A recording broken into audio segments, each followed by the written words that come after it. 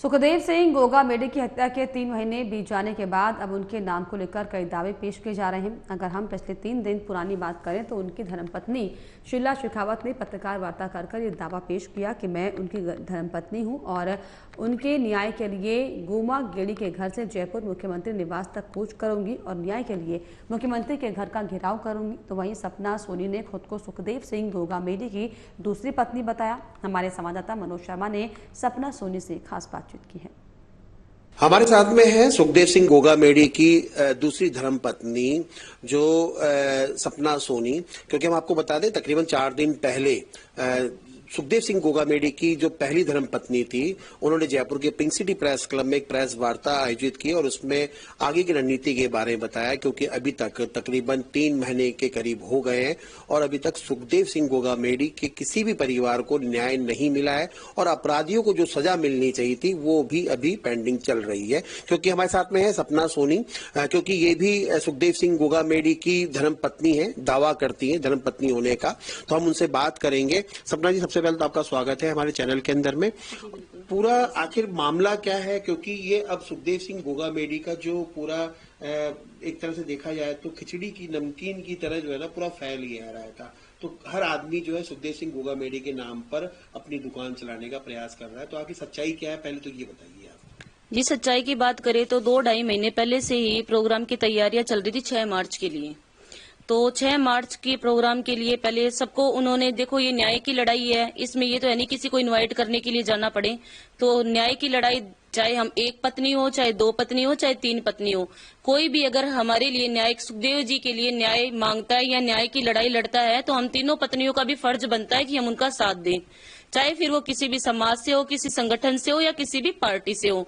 तो अभी आपको पता है कि 6 मार्च को विधानसभा घेराव है और श्रद्धांजलि सभा राज शेखावत जी क्षत्रिय करनी सेना के राष्ट्रीय अध्यक्ष जी के नेतृत्व में रखी गई है।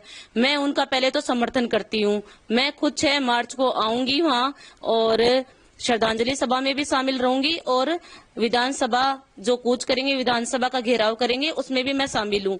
मैं तो यही कहना चाहती हूँ कि देखो न्याय की लड़ाई है ये, हमें और कुछ भी नहीं चाहिए। मैंने हर 5 दिसंबर से लेके अभी तक 3 महीने होने को जा रहे हैं, 3-4 दिन ही बाकी है, मतलब कि 2 दिन या फिर 1 दिन ही बाकी है 5 दिसंबर को जो भी है। तो उसमें मतलब कि 3 महीने होने के बाद भी अभी भी न्याय नहीं मिला।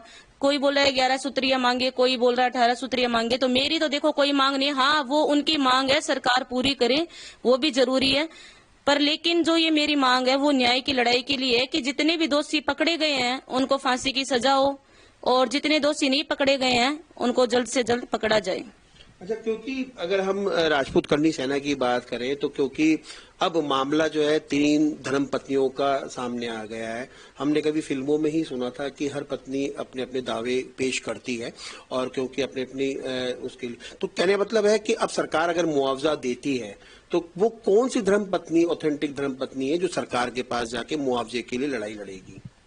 जी, मुआवजे की बात है तो मुआवजे की बात के लिए मैंने आपको पहले से ही बता दिया कि हमें मुआवजा चाहिए ही नहीं। मुआवजा देना है आपको तो अजीत सिंह जी राजावत है, जिस दिन मेरे पति की हत्या हुई थी उसी दिन वो बन्ना भी यहाँ आए हुए थे, अजीत सिंह जी राजावत जी।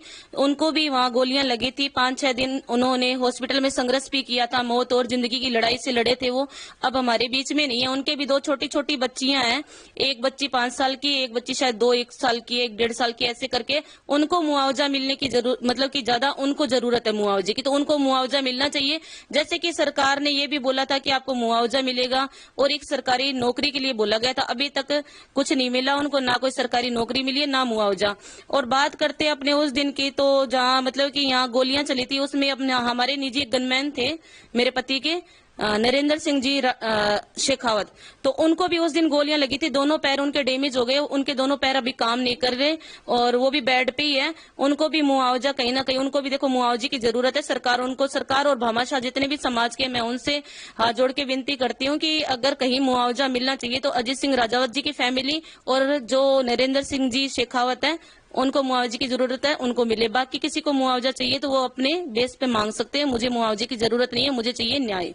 तो ये थी सपना सोनी, जो सुखदेव सिंह गोगामेडी की धर्म पत्नी होने का दावा पेश करती हैं और पिछले 11 साल से वो साथ रह रही है, जहां पे उनकी हत्या की गई थी उसी मकान में। और क्योंकि साफ तौर पर इनका कहना है कि हम तीनों धर्म पत्नियां, जिनको सुखदेव सिंह गोगामेडी ने पत्नी का हक दिया था, हम साथ मिलकर रह सकती हैं अगर राजनीति ना हो तो।